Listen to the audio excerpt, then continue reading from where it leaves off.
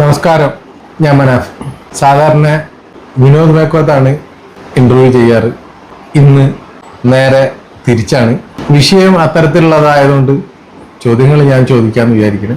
വിനോദേട്ടാ, ഞാൻ ആലോചിക്കുന്നു, ഇന്ന് വിനോദേട്ടൻ്റെ കൂടെ ഞാൻ ഹോട്ടലിലേക്ക് വന്നു. വിനോദേട്ടൻ നിന്ന് ഉച്ചക്കത്തെ ഭക്ഷണം കഴിക്കുന്ന നേരത്ത് നല്ലൊരു സദ്യയാണ് കഴിച്ചത് വിനോദേട്ടൻ. അപ്പം ഞാൻ അങ്ങനെ ആലോചിക്കുന്നു, പണ്ട് കാലങ്ങളിൽ മനസ്സിൽ വിചാരിച്ച സമയത്ത് ഒരു സദ്യ കഴിക്കാൻ പറ്റുമായിരുന്നു? അല്ല, പണ്ട് കാലം എന്ന് പറഞ്ഞാൽ നമ്മളെയൊക്കെ തലമുറയുടെ അടുത്തേക്ക് വരുമ്പം സദ്യയോ അല്ലെങ്കിൽ കുറേ കൂടി മെച്ചപ്പെട്ട ഭക്ഷണമൊക്കെ കഴിക്കാനുള്ള അവസരങ്ങൾ ഉണ്ടായിട്ടുണ്ട്. പക്ഷെ നമ്മുടെ മുൻ തലമുറ, അപ്പോൾ എൻ്റെ അമ്മയാണെങ്കിലും അച്ഛനാണെങ്കിലും ഒക്കെ വരുന്ന തലമുറയുണ്ടല്ലോ, അവരെ സംബന്ധിച്ചിടത്തോളം ഇതുപോലുള്ള ഭക്ഷണം അവർക്ക് അവരുടെ ഏറ്റവും ചെറുപ്പത്തിൽ അല്ലെങ്കിൽ ഏറ്റവും എനർജറ്റിക് ആയിട്ടുള്ള പീരിയഡിലൊക്കെ അങ്ങനെയുള്ള ഭക്ഷണം അവർക്ക് കിട്ടിയിട്ടുണ്ടോ എന്നുള്ളത് സംശയമാണ്. എല്ലാവർക്കും ദാരിദ്ര്യമാണ് എന്നുള്ള രീതിയിലല്ല, ഒരു വലിയ വിഭാഗം ആളുകൾക്ക് ദാരിദ്ര്യമല്ല, യഥാർത്ഥത്തിൽ സാധ്യതകളില്ലാത്തൊരു കാലമായിരുന്നു. അപ്പം അതുകൊണ്ട് തന്നെ ആ രീതിയിലുള്ള അവസരങ്ങളും അവർക്ക് ഇല്ലായിരുന്നു. അപ്പം നല്ലൊരു ഭക്ഷണം കിട്ടണമെങ്കിൽ എവിടെ പോയി കിട്ടും? അവർ തന്നെ വെച്ചുണ്ടാക്കി കഴിക്കും. ആ വെച്ചുണ്ടാക്കി കഴിക്കണമെങ്കിൽ എന്ത് വേണം? പത്തായത്തിൽ നെല്ലുള്ള വീടുകളുണ്ടാവും. നമ്മളിപ്പോൾ സമ്പന്നരെന്ന് പറയുന്നത്, അക്കാലത്തെ സമ്പന്നരെന്ന് പറയുന്നത് പത്തായത്തിൽ നെല്ലുള്ള ഭദ്രമായി ഭക്ഷിക്കാനുള്ള സാധനമോടെ അവരുടെ കൈവശം ഉള്ളവരെയാണ് നമുക്ക് സമ്പന്നർ എന്ന് പറയാൻ കഴിയും. അല്ലാതെ അക്കാലത്ത് പണം പോലും അങ്ങനെ അധികം ആരുടെ കയ്യിലും ഉണ്ടായിരുന്നില്ല. പണം കൊണ്ട് ആവശ്യം ഉണ്ടായിരുന്നില്ല. ഈ പണം കൊണ്ടുപോയിട്ട് എന്ത് വാങ്ങാനാണ്, എന്ത് ചെയ്യാനാണ്? ഒരു അങ്ങാടിയിൽ പോയിട്ടുണ്ടെങ്കിൽ തന്നെ വളരെ പരിമിതമായ സാധനങ്ങൾ വാങ്ങാനുണ്ട്. കൂടുതൽ വസ്ത്രങ്ങൾ അന്നത്തെ ആളുകൾക്ക് ആവശ്യം ഉണ്ടായിരുന്നില്ല. ഇങ്ങോട്ട് പോകാനാണ് ഈ വസ്ത്രമൊക്കെ ധരിച്ചിട്ട്. വസ്ത്രം ഒന്നോ രണ്ടോ ജോഡി വസ്ത്രം ആളുകൾക്ക് ഉണ്ടെങ്കിലായി. മിക്കവാറും ആളുകൾ മുണ്ടോ തോർത്തുമുണ്ടോ കൊടുത്തിട്ടാണ്. ഇന്നത്തെ കാര്യത്തില് ഭക്ഷണത്തിൽ ആർഭാടമില്ല, ഒന്നുമില്ല. അപ്പം ഓണത്തിനോ വിഷുവിനോ മറ്റടിയന്തരങ്ങൾക്കോ കല്യാണം പോലുള്ള സംഭവങ്ങൾക്കൊക്കെ ഇപ്പം നമ്മൾ സമ്പന്നരെന്ന് ഇപ്പോൾ പറയാൻ പറ്റുന്ന രീതിയിൽ പലപ്പോഴും അങ്ങനെ പറയാൻ പറ്റുന്ന കുടുംബങ്ങളിൽ പോലും കൊല്ലത്തിലൊരു 4-5 തവണ അല്ലെങ്കിൽ 5-8 തവണ വിഭവസമൃദ്ധമായ ഭക്ഷണം കഴിച്ചെങ്കിലായി എന്നുള്ളതാണ് നില. ഈ പത്തായത്തിൽ നെല്ലുണ്ടെന്ന് പറഞ്ഞല്ലോ, അതിലെന്ത് ചെയ്യും? വീട്ടിൽ സഹായിക്കാനൊക്കെ ആളുകളുണ്ടാവും, ആശ്രിതരായിട്ടുള്ള ആളുകളൊക്കെ ഉണ്ടാവും. അന്ന് കുറച്ച് സമ്പന്നരാണെന്ന് കരുതുന്ന ആളുകൾക്കാണെങ്കിലും ഇവർ വരികയും ഈ നെല്ല് അളന്നു കൊടുത്തു കഴിഞ്ഞാൽ അത് പുഴുങ്ങി അത് കുത്തി മില്ല് പോലും ഒരുപക്ഷെ വളരെ അകലെയായിരിക്കും. ഇത് പിന്നീടാണല്ലോ ഈ നെല്ല് കുത്തുന്ന മില്ലുകളൊക്കെ വന്നത്. ഇവർ തന്നെ ഇത് കുത്തി, ഇത് ഉണക്കി, ഇത് ചേറി അതിൻ്റെ ബാക്കി പണികളൊക്കെ ചെയ്തിട്ട് വേണം ഇത് പിന്നെ ഭക്ഷണമായിട്ട് കഴിക്കാൻ എടുക്കുക. അപ്പം അങ്ങനെയൊക്കെ വരുന്ന സമയത്ത് ഞാൻ അമ്മയൊക്കെ പറഞ്ഞ കാലത്തെ കഥകൾ കേട്ടിട്ടുള്ള അനുഭവത്തിന് പറയാം. അപ്പോൾ ഒരു നല്ല ഭക്ഷണം ഉണ്ടാക്കണമെങ്കിൽ തന്നെ ഇന്ന് കാണുന്ന തരത്തിലുള്ള പച്ചക്കറികളോടെ എവിടെയാണ് പച്ചക്കറികൾ ഉള്ളത്? അവിടെ പിന്നെ പറമ്പിലും പാടത്തുമൊക്കെ ഉണ്ടായി വരുന്ന വൻതോതിൽ ആ രീതിയിൽ പച്ചക്കറി കൃഷിയൊന്നും ഉണ്ടായിരുന്നില്ല. എനിക്ക് ഓർമ്മയുണ്ട്, ഒരു 1985 ശേഷമാണ് എൻ്റെ നാട്ടിലെ ഒരു പച്ചക്കറി കടയിൽ ഞാൻ തക്കാളി കാണുന്നത്. അത് ശരി. അതിനു മുമ്പ് തക്കാളി ഇല്ല. ചേന ഉണ്ടാവും, വാഴക്കൊലി ഉണ്ടാവും, പിന്നെ കിഴങ്ങും ഉള്ളിയൊക്കെ അന്നും വരാൻ തുടങ്ങിയിട്ടുണ്ടായിരുന്നു. ഇന്ന് കാണുന്ന നമ്മൾ പല കളറിൽ ബഹുവർണ്ണ പോസ്റ്റർ പോലെയാണ് ഇന്നൊരു പച്ചക്കറി കടയിലേക്ക് ചെന്നാൽ ഏതൊക്കെ രാജ്യത്തെ പച്ചക്കറികൾ വേണം നമുക്ക് ലഭ്യമാണ്. അതുപോലെ ഒരു പഴക്കട എൻ്റെ അങ്ങാടി എന്ന് പറയുന്നത് പന്തീരങ്കാവ് അങ്ങാടിയാണ്. ഇന്ന് അവിടെ 500 അതിൽ കൂടുതലോ ഒക്കെ കടകളൊക്കെ ഉണ്ടെങ്കിലും അതിന് പിന്നെ ആനുപാതികമായിട്ടുള്ള പഴക്കടകളുണ്ട്, പച്ചക്കറി കടകളുണ്ട്. പഴക്കടയൊന്നും അന്നില്ല. ആകെ ഉള്ളത് നമ്മൾ നാട്ടിൽ അവിടെ ആ പറമ്പിലൊക്കെ ഉണ്ടാവുന്ന തരത്തിലുള്ള പടുവാഴ എന്നാ പറയുക. ആ പടുവാഴ ഇന്നിപ്പം ഏതൊക്കെ വെറൈറ്റി പഴം, നേന്ത്രപ്പഴം പലതരം, അതുപോലെ തന്നെ മറ്റു ചെറുപഴങ്ങൾ പലതരം, എന്തെല്ലാം ഏതൊക്കെ നാട്ടിൽ ഉണ്ടാകുന്ന സാധനങ്ങളൊക്കെ ഇന്ന് ലഭ്യമാണ്. ഈ സാധാരണക്കാരന് പോലും ലഭ്യമാണ്. സമ്പന്നന്റെ കാര്യം അപ്പുറത്ത് നിൽക്കുകയാണല്ലോ. ഞാൻ പറഞ്ഞ അക്കാലത്തെ സമ്പന്നർക്ക് പോലും ഇത്തരം ഒരു സാഹചര്യങ്ങളും ഉണ്ടായിരുന്നില്ല എന്നുള്ളതാണ് യഥാർത്ഥ വസ്തുത. അത് വെച്ച് നോക്കുമ്പോൾ ഇന്നത്തെ തലമുറ അനുഭവിക്കുന്നത് അന്നവർ ഇങ്ങനെയൊക്കെ കിട്ടിയിരുന്നെങ്കിൽ സ്വർഗത്തിലായിരുന്നു എന്ന് കരുതുന്ന പോലുള്ള അവസ്ഥയാണ് ഇന്നത്തെ തലമുറയിൽപ്പെട്ട കുട്ടികൾക്ക്. പ്രത്യേകിച്ച് നമുക്ക് ശേഷം നമ്മൾ തൊട്ട് താഴെയുള്ള തലമുറ എടുത്തു നോക്കുമ്പോൾ അവരൊക്കെ ഈ തരത്തിലുള്ള കാര്യങ്ങൾക്ക് അനുഭവിക്കാൻ അവർക്ക് കഴിയുന്നുണ്ട്. സമ്പന്നനും സമ്പത്ത് കുറഞ്ഞവനും ദരിദ്രനും അതിദരിദ്രനുമൊക്കെ ഉള്ള ആ തട്ട് ഇപ്പോഴും നിലനിൽക്കുന്നുണ്ട്. പക്ഷെ അവരുടെയൊക്കെ മുമ്പിൽ അവസരങ്ങൾ അല്ലെങ്കിൽ സാധ്യതകൾ ഈ പറയുന്ന ഉപയോഗിക്കാൻ കഴിയുന്ന സന്ദർഭങ്ങൾ ഇന്നിപ്പോൾ ഒരാഴ്ചയിൽ കോഴിയിറച്ചിയോ അല്ലെങ്കിൽ ബിരിയാണിയോ അല്ലെങ്കിൽ മറ്റുള്ള ഭക്ഷണങ്ങളോ കഴിക്കാത്ത ആരാണുള്ളത്?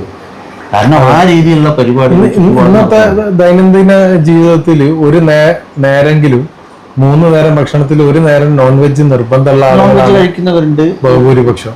മീനി അന്ന് എൻ്റെ അമ്മ പറഞ്ഞ കഥ എന്ന് പറയുന്നത് മാങ്കാവ് അശോക് തിയേറ്ററാണ്. ഇപ്പൊ ആ തിയേറ്റർ ഇല്ല, അവിടെയാണ് സിനിമ. അന്നത്തെ എന്റർടൈൻമെന്റ് അത് ആ കാലത്ത് ആ സിനിമയ്ക്ക് പോകണമെങ്കിൽ മനാഫെ എന്ത് വേണം? വീട്ടിൽ പശുക്കളുണ്ടാവും. ഈ പറയുന്ന രീതിയിൽ നെല്ല് കുത്തിച്ച് പിന്നെ ഉണക്കി അത് പിന്നെ എന്താ പറയാ പുഴുങ്ങി ഉണക്കി അത് കുത്തി അത് ചേറി അതിന്ന് ഭക്ഷണം ഉണ്ടാക്കി വന്നിട്ട് വേണം കഴിക്കുക.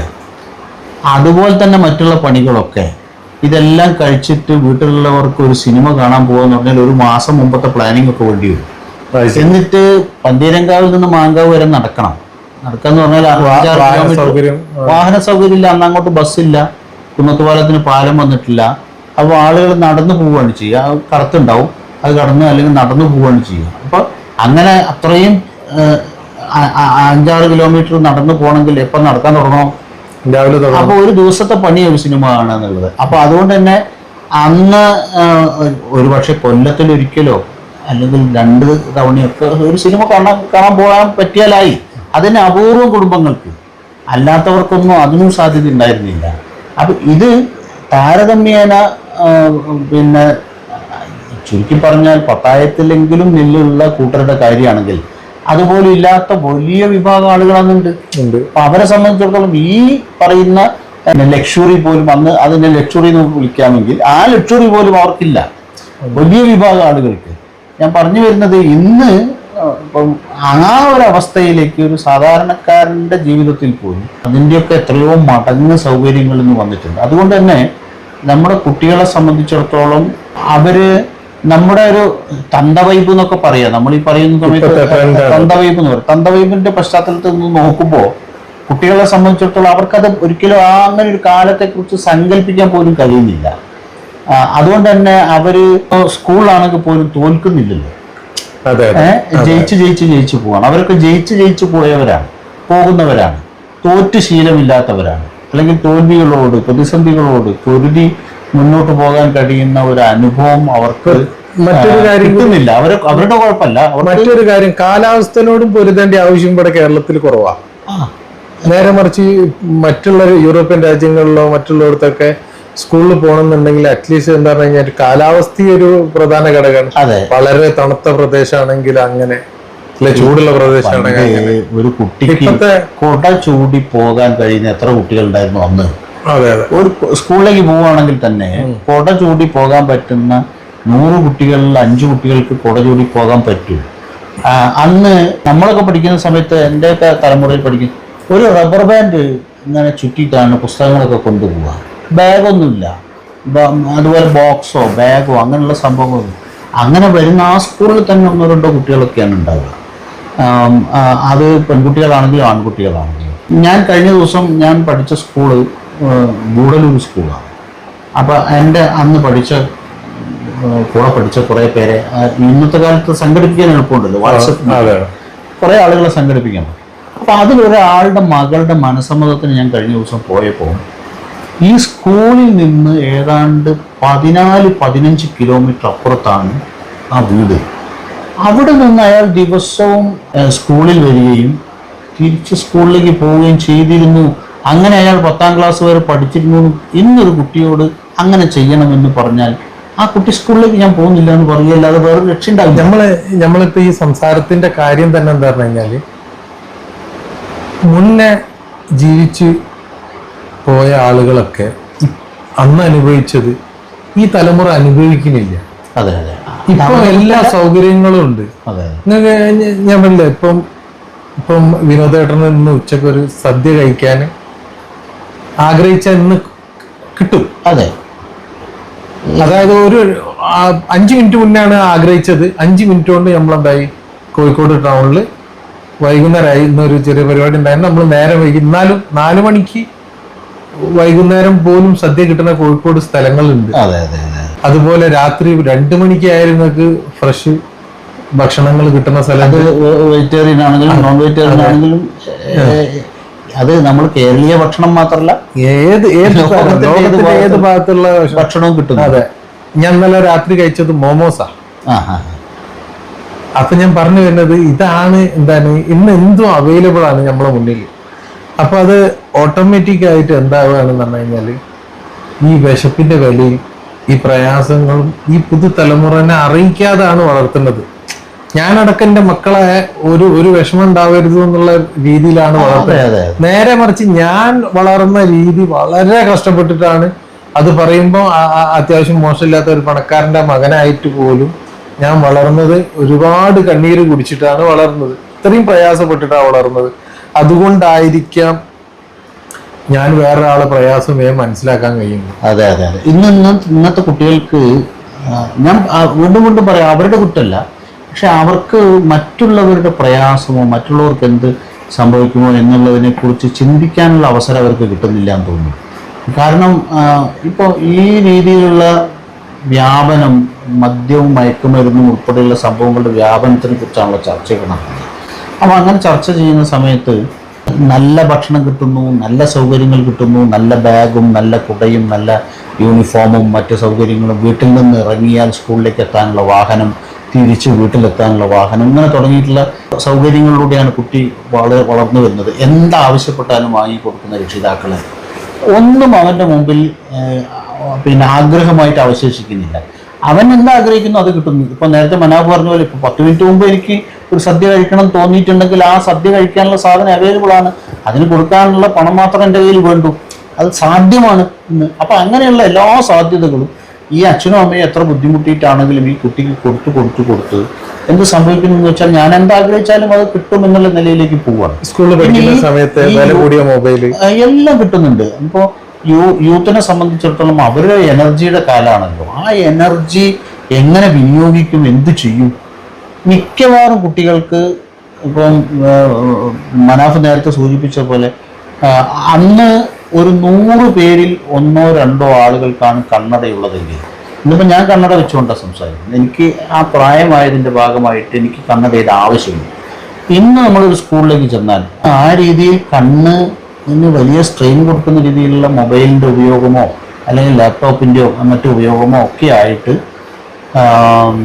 50% കുട്ടികൾക്ക് കണ്ണട വെക്കേണ്ട സ്ഥിതിയിലാണ് ഉള്ളത്. ഏതെങ്കിലും ഒരു കുട്ടി, നമുക്കൊക്കെ ഓർമ്മയുണ്ടാവും, ചിലപ്പോൾ ഷർട്ട് അഴിച്ചിട്ടിട്ടുണ്ടെങ്കിൽ വാരിയല്ലുകൾ എണ്ണിയെടുക്കാവുന്ന തരത്തിലുള്ള കുട്ടികളെ കണ്ട് ഓർമ്മയിരിക്കുന്നു. എൻ്റെ സുഹൃത്തുക്കളിൽ എനിക്കും അങ്ങനെയായിരുന്നു പറയാൻ കഴിയില്ല. പക്ഷെ ഇന്ന് അങ്ങനെ ഒരു കുട്ടിയെ നമുക്ക് എവിടെ പോയി നോക്കിയാലും കാണാൻ കഴിയില്ല എന്നുള്ളത്. എത്ര ദരിദ്രന്റെ വീട്ടിലാണെങ്കിലും, ദരിദ്രൻ എന്ന് നമ്മൾ സങ്കല്പിക്കുന്ന ആളുകളുടെ വീട്ടിലാണെങ്കിൽ പോലും അങ്ങനെ ഒരു അവസ്ഥയില്ല. ഭക്ഷണം കഴിക്കുന്നതിന് ഒരു പക്ഷെ പുറത്തു പറയാൻ പ്രയാസമുള്ളവരുണ്ടാവും, ഒരു നേരത്തെ ഭക്ഷണം കഴിക്കാത്തവരുണ്ടാവും. പുറത്തു പറയാൻ പറ്റാത്ത തരത്തിലുള്ള ദുരഭിമാനം നമ്മളുടെ ഇടയിൽ വളർന്നു വന്നിട്ടുണ്ട്. ചിലപ്പം പുറത്ത് കാണിക്കാൻ പറ്റാത്ത ദാരിദ്ര്യം അവർ അനുഭവിക്കുന്നുണ്ടെങ്കിലും പക്ഷെ പുറത്ത് കാണിക്കുന്നതെല്ലാം കുറെ കൂടി മെച്ചപ്പെട്ട ഒരു സാഹചര്യം എന്നുള്ള നിലയിലേക്ക് വരുന്നു. അപ്പോൾ ആർക്കാണ് യഥാർത്ഥത്തിൽ ഒരു നേരം ഭക്ഷണം കഴിക്കാത്തതെന്ന് പോലും ഇന്ന് മനസ്സിലാക്കാൻ പറ്റാത്ത അവസ്ഥയാണുള്ളത്. അത് അങ്ങനെ തുടങ്ങിയിട്ടുള്ള ഒരു കാലമാണ്. അതുകൊണ്ട് തന്നെ തൊട്ടടുത്തുള്ളവൻ്റെ പ്രയാസം മനസ്സിലാക്കാൻ കഴിയാതെ പോകുന്ന ഒരു തലമുറയെ തന്നെയാണ് നമ്മൾ വളർത്തിക്കൊണ്ടുവരുന്നതെന്നാണ് എനിക്ക് തോന്നുന്നത്. ഇന്ന് ഞാൻ വെള്ളിയാഴ്ച പള്ളിയിൽ പോയപ്പോൾ ഉച്ചക്ക് തൊട്ടടുത്തൊരു വലിയൊരു സ്കൂളാണ്. ആ സ്കൂളിലുള്ള കുട്ടികളും ബഹുഭൂരിപക്ഷം മുസ്ലിംസ് കുട്ടികളും ഈ ഒരു പള്ളിയിലാണ് നിസ്കരിക്കാൻ വന്നത്. എല്ലാവരുടെ ശരീരവും ഞാൻ ശ്രദ്ധിച്ചു നോക്കുമ്പോൾ ഒക്കെ ഓവർ വെയിറ്റാ കുട്ടികൾ. പ്ലസ് ഈ കണ്ണട എല്ലാവരുടെ മുഖത്തും ഉണ്ട്, അധികം ആളുകളുടെ മുഖത്തും. ഞാൻ പള്ളിയിലെത്തി എന്നെ തൊട്ടടുത്തിരുന്നപ്പോൾ ഞാൻ ഒരു കുട്ടീനോട് ചോദിച്ചു, ഒരു കൊല്ലം നിങ്ങളെ സ്കൂളിൽ പഠിക്കാൻ എത്ര റുപ്യ വേണം? അപ്പോൾ അവൻ പറയാണ് 1.5 ലക്ഷം to 2 ലക്ഷം റുപ്യൻ്റെ അടുത്ത് വരെ ഒരു കൊല്ലം പഠിക്കാൻ വേണം എന്നാണ്. പാരൻസ് അകമഴിഞ്ഞിട്ട് എന്താക്കുകയാണ്, പഠനത്തിനായാലും ഇതൊരു മത്സര ലോകത്തായിപ്പോയി കുട്ടികൾ. അല്ല, അങ്ങനെ അവിടെ അങ്ങനെ പഠനം നടത്തുമ്പോഴേ ഇപ്പോൾ ഓവർ വെയിറ്റ് വരുന്നു, ഈ പറയുന്ന തരത്തിലുള്ള കണ്ണിന് പ്രയാസങ്ങളുള്ള കണ്ണട വെക്കേണ്ടി വരും. ഇങ്ങനെയൊരു കുട്ടികൾ നമ്മൾ ബ്രോയിലർ കുഞ്ഞുങ്ങളെ വിരിയിക്കാന്നൊക്കെ പലരും കളിയാക്കും. അതുപോലെ പല ഭാഗങ്ങളിൽ നിന്നുള്ള പല തരത്തിലുള്ള ഫീഡിങ് ആ കുട്ടിക്ക് കിട്ടുന്നത് കൊണ്ടാണ് അങ്ങനെ ആ രീതിയിലേക്ക് ഈ കുട്ടികൾ യഥാർത്ഥ ജീവിതത്തിലെ മത്സരത്തിൽ മത്സരിക്കാൻ പ്രാപ്തരായിരിക്കുമോ? സാധാരണഗതിയിൽ അങ്ങനെ വരാൻ വഴിയില്ല. കാരണം തോറ്റിട്ടാണ് നമ്മുടെ ഉള്ളുറക്കുന്നത്. തോൽവി വരാതിരിക്കാനുള്ള പോരാട്ടമാണ് പിന്നെ. ഒരു തോൽവി വന്നാൽ അതിനെ അതിജീവിക്കാനുള്ള പോരാട്ടമാണ് പിന്നെ. യഥാർത്ഥത്തിൽ വിജയം എന്ന് പറയുന്നത് വല്ലപ്പോഴും വരുന്ന ഒരു സംഭവമാണ്. മനുഷ്യനെ സംബന്ധിച്ചിടത്തോളം സ്ഥായി ഭാവമായിട്ട് പല കവികളും പറഞ്ഞിട്ടുള്ളത് മനുഷ്യന്റെ സ്ഥായി ഭാവം എന്ന് പറയുന്നത് ദുഃഖമാണ്. അത് ഏത് സമ്പന്നനും ഏത് ദരിദ്രനും ദുഃഖത്തിന്റെ ആവൃത്തിക്ക് വ്യത്യാസം ഉണ്ടാവുന്നു മാത്രം. ദുഃഖത്തിന്റെ ഒരു സർക്കിൾ ഉണ്ടല്ലോ, അതിന് വ്യത്യാസം ഉണ്ടാവും. പക്ഷെ ദുഃഖമാണ് മനുഷ്യന്റെ സ്ഥായി ഭാവം. അതിൽ സന്തോഷം ഉണ്ടാകുന്നത് എന്ന് പറയുന്നത് അപൂർവമായി വരുന്ന ഒരു സംഗതിയാണ്. ആ സന്തോഷം തേടിയാണ് എല്ലാവരും സഞ്ചരിക്കുന്നതെങ്കിൽ അതിലൂടെയാണോ ഈ MDMA-യിലേക്കും എത്തുന്നത്, കഞ്ചാവിലേക്കും പുതിയ സന്തോഷങ്ങൾ, പുതിയ ഉത്സാഹം. അതെ, ചില ഡ്രഗ്സ് ഒക്കെ അടിച്ചു കഴിഞ്ഞു കഴിഞ്ഞാല് ഫുൾ ടൈം ഒരു സന്തോഷ മൂഡായിരിക്കും, ഒരു ഹാപ്പി മൂഡായിരിക്കും. അങ്ങനെ ഡ്രഗ്സ് തന്നെ പല ടൈപ്പ് മൂഡുകൾ, പാർട്ടി മൂഡ് കഞ്ചാവിലുണ്ട്. അങ്ങനെ പല ടൈപ്പ് കഞ്ചാവ് അത് അടിച്ചു കഴിഞ്ഞാൽ ഓരോ മൂഡാ.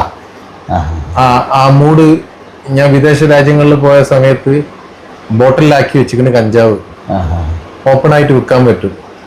അവിടെ എഴുതി വെച്ചിട്ടുണ്ട്, ഈ കഞ്ചാവ് അടിച്ചാൽ ഈ മൂടാ, ഈ കഞ്ചാവ് അടിച്ചാൽ ഇന്ന മൂടാണ്. അങ്ങനെ എഴുതി വെച്ചിട്ട് ഞാൻ കണ്ടിരുന്നു. അപ്പൊ ആവശ്യമുള്ളത് അപ്പൊ ഏത് മൂടാണോ താല്പര്യമുള്ള ആ മൂഡ് അതിൽ കിട്ടുമായിരിക്കും, എന്താ അറിയില്ല. അപ്പൊ ഞാൻ പറഞ്ഞു വരുന്നത് ഈ സന്തോഷം ഒരു സ്ഥായി ഭാവം അല്ലാത്ത സ്ഥിതിക്ക് സ്ഥായി ഭാവമാക്കാൻ വേണ്ടിയിട്ട് കൃത്രിമമായിട്ട് സൃഷ്ടിക്കാണ്. സ്വാഭാവികമായി അത് എന്ത് ചെയ്യാൻ പറ്റില്ല, ലഭ്യമല്ല. അപ്പൊ കൃത്രിമമായിട്ട് ഇത്തരം സംഗതികൾ ഉപയോഗിച്ചുകൊണ്ട് പിന്നെ ചെറുപ്പക്കാരനെ സംബന്ധിച്ചിടത്തോളം അവന് എനർജിയുടെ കാലമാണ്. ഞാൻ നേരത്തെ പറഞ്ഞ പോലെ ആ എനർജി ഏതെങ്കിലും തരത്തിൽ ഉപയോഗിക്കണ്ടേ. ആ ഉപയോഗിക്കുന്നതിന് ഈ പറയുന്ന രീതിയിലുള്ള അവസരങ്ങൾ അവർ തന്നെ ഉണ്ടാക്കുകയും അതിന് ആ ഉള്ള തരത്തിലുള്ള ഉപാധി എന്താണെന്ന് അന്വേഷിക്കുക, അതിന് ഈ തരത്തിലുള്ള സംഗതികൾ ഉപയോഗപ്പെടുത്തുകയും ചെയ്യുക. അത് സുലഭമായി കിട്ടുന്നു എന്നുള്ളതാണ്. ഏത് സ്കൂളിൻ്റെ മുമ്പിൽ പോയാലും ഇതിന് കൊടുക്കാനുള്ള ആളുകൾ അവിടെ ഉണ്ട്, അതിൻ്റെ കരിയേഴ്സ് ഉണ്ട്, അവർക്ക് അത് എത്തിച്ചു കൊടുക്കുന്ന ആളുകളൊക്കെ ഉണ്ട്. അത് ഏത് സംഭവത്തിൽ പോയിട്ടുണ്ടെങ്കിലും നമുക്ക് കാണാൻ കഴിയുന്നത്. ഇന്നിപ്പം MDMA എന്ന് പറയുന്നത് വ്യാപകമായി എല്ലായിടത്തും ലഭ്യമായിട്ടുള്ള ഒരു സംഗതിയായിട്ടാണ് കാണുന്നത്. ഞാൻ കുറച്ച് അഡ്വാൻറ്റേജ് ഇപ്പം മദ്യപിച്ചിട്ടുണ്ട്, അതിൻ്റെ മണം ഉണ്ടാവും, അത് ആ രീതിയിൽ അതിൻ്റെ മുഖവും ഒക്കെ മറ്റുള്ളവർക്ക് മനസ്സിലാവും, എന്തോ മദ്യപിച്ചിട്ടുണ്ട്, സ്മെല്ലുണ്ടാവും, അങ്ങനെ പലതരത്തില്. ഇതിന് അങ്ങനത്തെ പ്രയാസങ്ങളില്ല. ഇതിന് അങ്ങനത്തെ കുറച്ച് കൊല്ലം മുന്നേ വരെ ഇതൊക്കെ ഒരു ഈ MDMA ഇങ്ങനെയുള്ളതൊക്കെ നാട്ടിലെ പ്രമാണിമാര് സെലിബ്രിറ്റീസ് മാത്രം ഉപയോഗിച്ചു വന്ന ഒരു സാധനം. നമ്മളിത് എവിടെയാ കേട്ടു തുടങ്ങിയത്? സാധാരണക്കാരെ കയ്യിൽ വരെ എത്തിയല്ലോ. ആദ്യം നമ്മൾ കുറച്ചു കാലം തുടങ്ങിയത് സിനിമാക്കാർ ഇത് ഉപയോഗിക്കുന്നതാണ്. ഈ പറയുന്ന ന്യൂജൻ സിനിമാക്കാരുടെ കയ്യിലാണ് ഈ സംഗതികൾ എന്നുള്ള രീതിയിൽ അത് നമ്മളൊക്കെ ആദ്യം കേട്ടു തുടങ്ങി. ഞാനും കേട്ടിട്ടുണ്ട്. ഞാൻ അപ്പൊ വിചാരിച്ചു ഇത് സാധാരണക്കാർക്ക് അപ്രാപ്യമായ ഒരു കാര്യമാണ്, വലിയ പണച്ചെലവുള്ളതാണെന്നൊക്കെയാണ് നമ്മൾ വിചാരിച്ചത്. പക്ഷേ സാധാരണക്കാരുടെ കയ്യിൽ ഇതിന് ഗുളിക രൂപത്തിൽ, പൊടി രൂപത്തിൽ, സ്റ്റിക്കർ രൂപത്തിൽ, അങ്ങനെ തുടങ്ങി പല തരത്തിലുള്ള വാരിയൻസിൽ ഇത് ലഭ്യമാണെന്നുള്ളതാണ്. അത് ഉപയോഗിച്ചാൽ അറിയില്ല, ഇങ്ങനെ ഒരു സംഗതി ഉപയോഗിച്ചിട്ടുണ്ടോ എന്ന് പോലും അറിയില്ല, അത് മനസ്സിലാക്കാൻ മാർഗമില്ല. അപ്പൊ അതുകൊണ്ട് തന്നെ ഉപയോഗിച്ചുകൊണ്ട് വീട്ടിൽ പോകുന്നതിന് പോലും തടസ്സമില്ല. അമ്മയ്ക്ക് കണ്ടാൽ മനസ്സിലാവില്ല. തലവേദനയാണ്, വയ്യാന്ന് പറഞ്ഞ് റൂം അടച്ചിട്ട് കിടക്കുകയാണ്. വീട്ടിൽ എന്തെങ്കിലും വേറൊരു ജോലി ചെയ്യിക്കാൻ അമ്മയ്ക്കും ചെയ്യിക്കാനില്ല, മകന് ചെയ്യാനുമില്ല.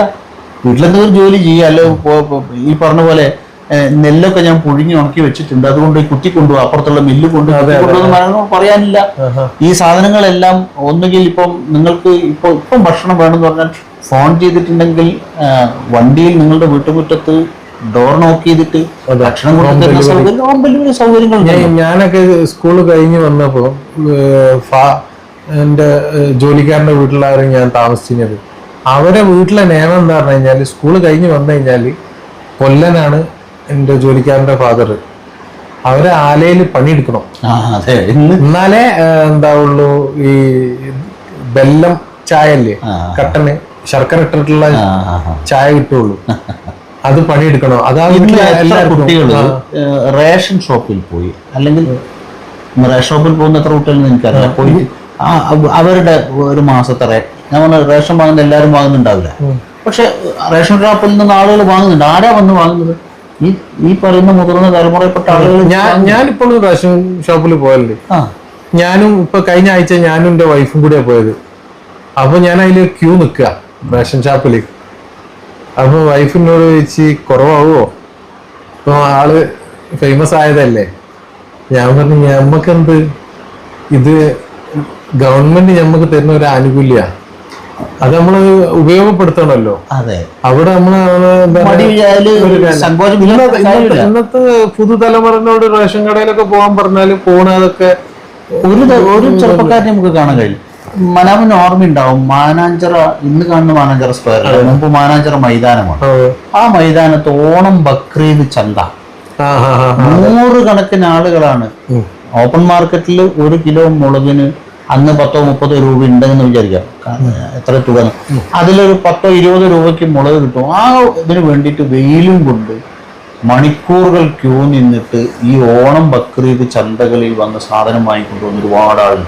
ഇന്ന് ആ വരി കാണുന്നത് ബെവറേജസ് കോർപ്പറേഷന്റെ മുമ്പിൽ മാത്രമാണ്, അതിന്റെ ഔട്ട്ലെറ്റുകൾക്ക് മുമ്പിൽ മാത്രമാണ്. ഇന്നിപ്പോൾ അങ്ങനെയുള്ള ചന്തകളില്ല, അങ്ങനെയുള്ള സംഭവങ്ങളൊന്നുമില്ല. സമ്പന്നതയിലേക്ക്, സൗകര്യത്തിലേക്ക് കുതിപ്പ് നമ്മൾ നടത്തുമ്പോൾ തന്നെ അതിനനുസരിച്ചുള്ള സാമൂഹ്യമായ അവയർനെസ്, അതുപോലെ തന്നെ സഹജീവി സ്നേഹം, അങ്ങനെ തുടങ്ങിയിട്ടുള്ള കുറേ മാനുഷിക മൂല്യങ്ങൾ ഈ പറയുന്ന തൊട്ടടുത്തുള്ള ഫ്ലാറ്റിൽ താമസിക്കുന്ന ആളുകളെ പോലും പരസ്പരം അത്രയൊന്നും തിരിച്ചറിയാൻ കഴിയാത്ത ഒരു ലോകത്തിലൂടെ ഇങ്ങനെ സഞ്ചരിക്കുന്ന സമയത്ത് എന്തും ഒരു ഞൊടിയിൽ കിട്ടും എന്നുള്ളൊരു തോന്നലുണ്ടാവുന്ന സമയത്ത് ഈ പറയുന്ന തരത്തിലുള്ള മറ്റൊരാളെ കുറിച്ചുള്ള ഒരു കരുതലിനൊന്നും വലിയൊരു പ്രസക്തിയൊന്നും ഇല്ലാതെ വരികയാണ്. അപ്പൊ ഈ തലമുറ ഇങ്ങനെ പോകുമ്പോൾ MDMA ഉപയോഗിക്കുന്നു, അതുപയോഗിക്കുന്ന ഭാഗമായിട്ട് ചില സംഭവങ്ങൾ ഉണ്ടാകുന്നു, അപകടം ഉണ്ടാകുന്നു, അല്ലെങ്കിൽ കൊലപാതകം പോലുള്ള സംഭവം, അതാണ് ഇത് വലിയൊരു ചർച്ചയാക്കി മാറ്റുന്നത്. നമ്മളെ സംബന്ധിച്ചിടത്തോളം ആലോചിച്ച് നോക്കുക, ഒരു ബോട്ട് മറിഞ്ഞാൽ അപ്പോൾ ബോട്ടുകളെ മുഴുവൻ പിന്നെ പരിശോധനയ്ക്ക് വിധേയമാക്കുന്ന ഒരു സമ്പ്രദായം. ഇപ്പൊ പോലീസ് നാട് മുഴുവൻ ഓടുകയാണ് MDMA പിടിക്കാൻ. ഈ പറയുന്ന പിന്നെ ലഹരി കിട്ടുന്നുണ്ട്, ഇപ്പം പിടിക്കാൻ ഇറങ്ങിയപ്പോ സാധനം കിട്ടുന്നുണ്ട്. ഇതിവിടെ അപ്പൊ അതുപോലെ നമ്മൾ കണ്ടിട്ടുണ്ടല്ലോ, ഒരു ടൂറിസ്റ്റ് ബസ്സിന് ഒരു അപകടം സംഭവിച്ചപ്പോൾ എല്ലാ ടൂറിസ്റ്റ് ബസ്സുകളെയും വെള്ളം തേപ്പിച്ചു വിട്ട സംവിധാനമാണ് നമുക്കുള്ളത്.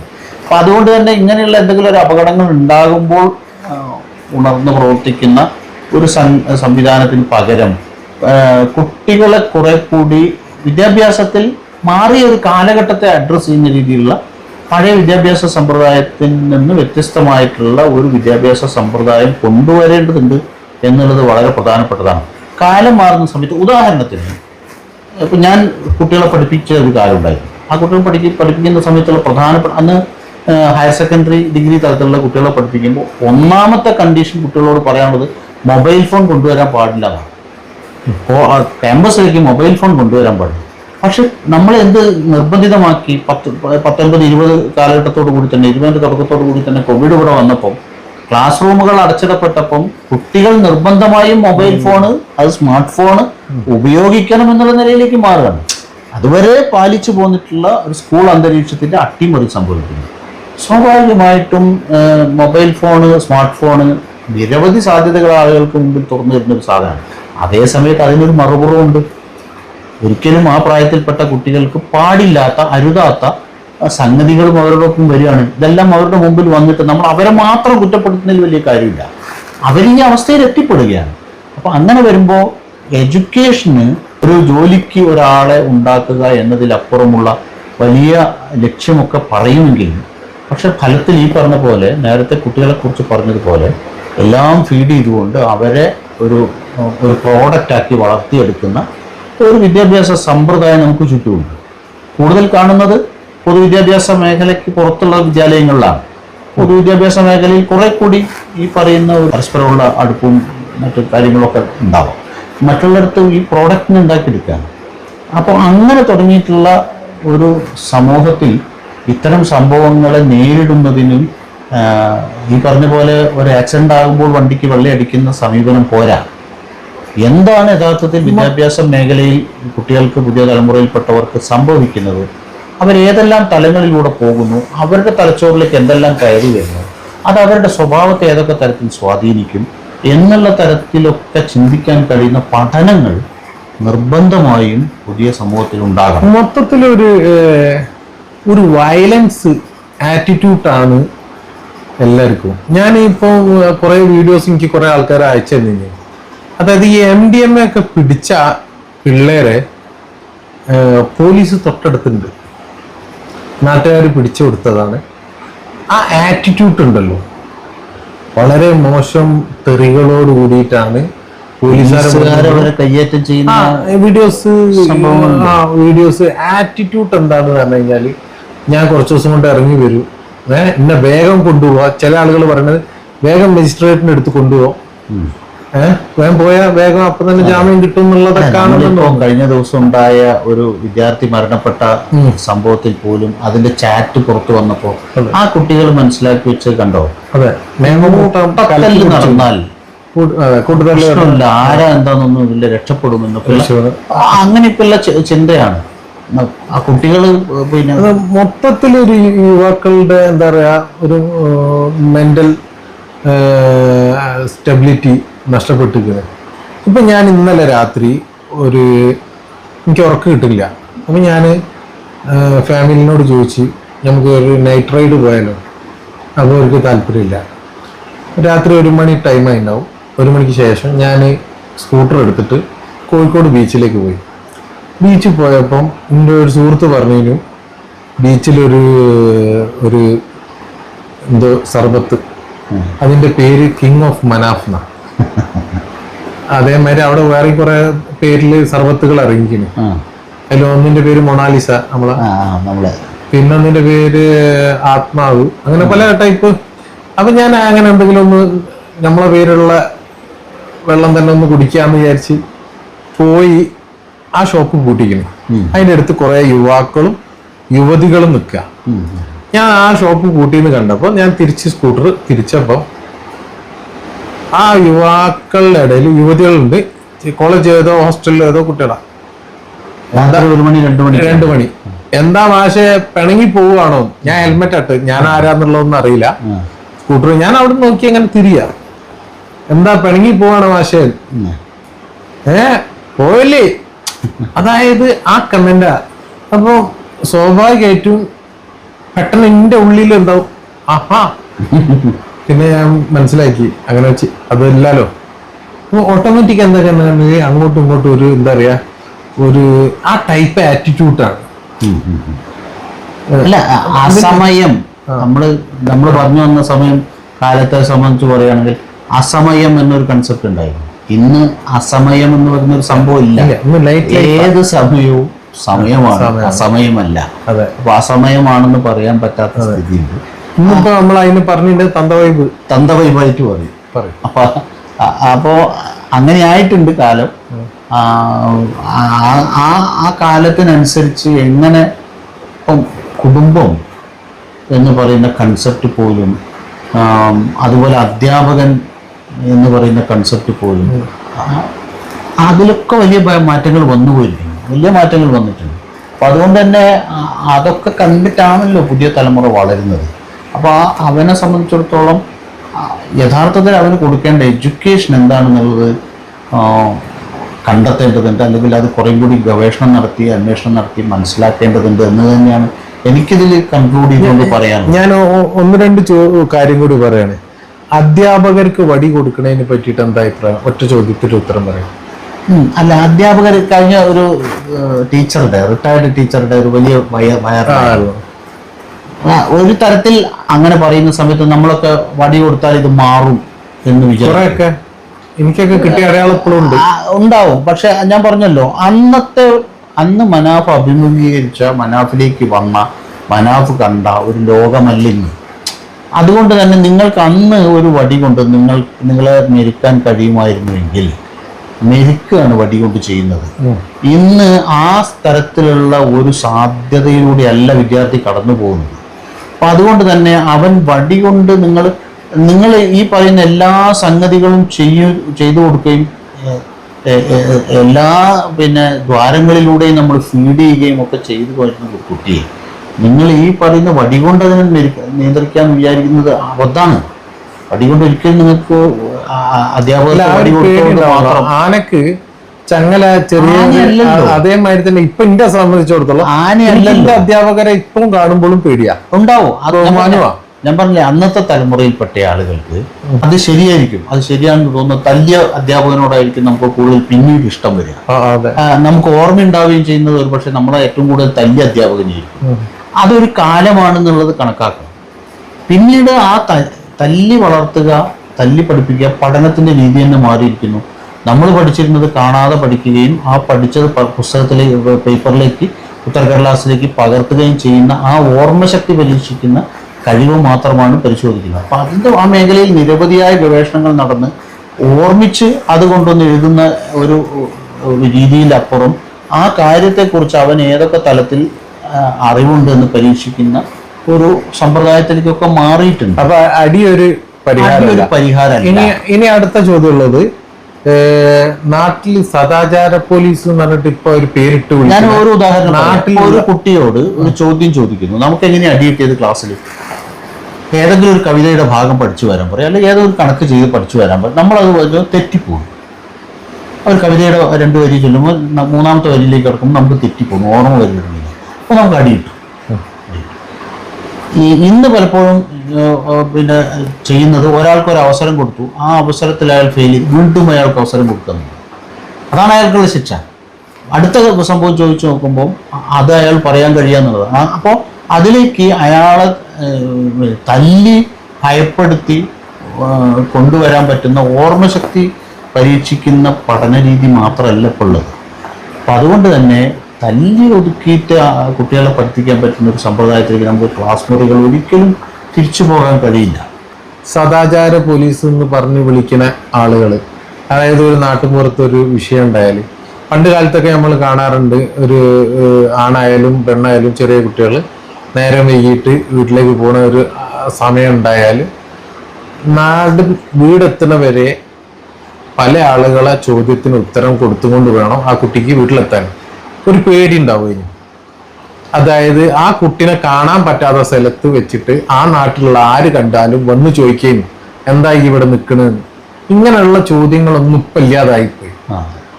അതായത് ഇവര് നാട്ടിലില്ലാത്ത ആളുകൾ, കുറച്ച് ആളുകൾ അവിടെ വന്ന് ഉണ്ടെങ്കിൽ അവിടെ തിരിഞ്ഞു കളിക്കുന്ന കണ്ടാൽ ചോദ്യം ചെയ്യുന്ന ഒരു കാലഘട്ടം ഉണ്ടായിരുന്നു. ഇങ്ങനെ പല ടൈപ്പിലുള്ള നാട്ടിലെ സദാചാര പോലീസ് എന്ന് പറയുന്ന വിഭാഗം സത്യത്തില് പറഞ്ഞാല് ഒരു ഗ്രാമീണ പശ്ചാത്തലത്തിൽ ഉണ്ടായിരുന്ന കാര്യങ്ങളാണ്. അതെ, അന്നും നഗരത്തിൽ വരുന്ന ഒരാളോട് നീ എവിടുന്നാ വരുന്നത്, നീ എങ്ങോട്ടാ പോകണം. എന്റെ നാട്ടില് ഞാൻ ചെറുപ്പത്തില് കോഴിക്കോട് നിന്ന് ആകെ 5 കിലോമീറ്റർ ഉള്ളെങ്കിലും കോഴിക്കോട് നിന്നെ എന്റെ നാട്ടുകാർ കാണുമ്പോൾ ചോദിക്കാറുണ്ട്. ആണെങ്കിലും അത് ഒരു ഗ്രാമീണത ബാക്കിയുള്ളത് കൊണ്ടാണ്. കാരണം അത്ര അടുപ്പമുള്ള ആളുകളാണ് ഇന്ന് ആളുകൾ പരസ്പരം ബന്ധമില്ല, ആളുകൾക്ക് പരസ്പരം അറിയില്ല. ഞാൻ പറഞ്ഞല്ലോ 10-14 കിലോമീറ്റർ അവർ സംഘമായി സഞ്ചരിച്ച് വരിക സ്കൂളിലേക്ക്. അപ്പൊ അതിലൊക്കെ ഉണ്ടാകുന്ന അടുപ്പം, അതുകൊണ്ടൊക്കെ ഉണ്ടാകുന്ന ബന്ധങ്ങൾ അതൊന്നും ഇന്നില്ല. അവൻ്റെ ഉമ്മറത്തുനിന്ന് കുട്ടി സ്കൂളിലേക്കായിരുന്നു, സ്കൂളിൽ പോയി ഇറങ്ങുന്നു, ക്ലാസ്സിൽ പോയിരിക്കുന്നു. അപൂർവം എന്തെങ്കിലും ലെഷർ ടൈം ഉണ്ടെങ്കിൽ മാത്രം അവർ പരസ്പരം സംസാരിക്കുന്നു. അവൻ്റെ ക്ലാസ് ടൈം കഴിയുമ്പോഴേക്കും ബസ് പഠിക്കൽ റെഡിയാണ്, അവിടെ നിന്ന് കയറി വീട്ടുപടിക്കൽ വന്നിറങ്ങുന്നു. അപ്പം ഈ പറയുന്ന ഷെയറിങ്ങിനോ പരസ്പര ബന്ധങ്ങൾക്കോ ഒന്നും എന്താ പറയുക അവസരം ലഭിക്കുന്നില്ല കുട്ടികളെ സംബന്ധിച്ചിടത്തോളം. അപ്പം പിന്നെ അവൻ ഇടപെടുന്നത് എവിടെയാണ്? ഇന്ന് പല കുട്ടികളും ഈ പറയുന്ന യഥാർത്ഥ കളി കളിക്കുന്നതിന് പകരം വെർച്വൽ ഗെയിംസ് കളിക്കുകയാണ്.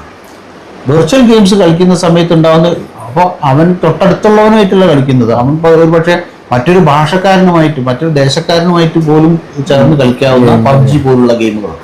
അപ്പോൾ നമ്മൾ അതിന് മറ്റൊരു തലമുണ്ട്, മറ്റു ഭാഷ സംസാരിക്കാനും അവരുമായി കമ്മ്യൂണിക്കേറ്റ് ചെയ്യാനുള്ള സ്കില്ല് ഡെവലപ്പ് ആവുമല്ലോ എന്നൊക്കെ